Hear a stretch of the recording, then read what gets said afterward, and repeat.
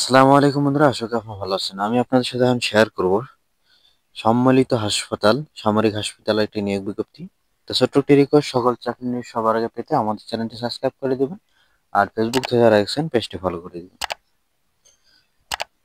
স্ক্রিনে দেখতেই পাচ্ছেন নিয়োগ বিজ্ঞপ্তিটি, সম্মিলিত সামরিক হাসপাতাল বগুড়া।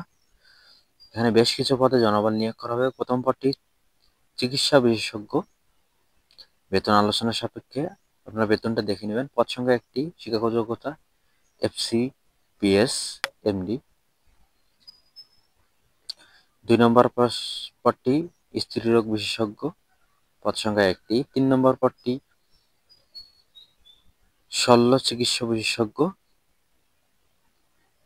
পদ সংখ্যা একটি। 4 নম্বর পদটি মেডিকেল অফিসার একজন, পদ সংখ্যা একটি। 5 নম্বর মেডিকেল অ্যাসিস্ট্যান্ট পুরুষ একজন, শিক্ষাগত যোগ্যতা ডিপ্লোমা। 6 নম্বর পদটি মেডিকেল অ্যাসিস্ট্যান্ট মহিলা, ডিপ্লোমা, শিক্ষাগত যোগ্যতা। ল্যাব টেকনিশিয়ান একজন, ডিপ্লোমা, বেতন 25,000 টাকা করে। রেডিওগ্রাফার একজন, 25,000 বেতন, ডিপ্লোমা, শিক্ষাগত যোগ্যতা।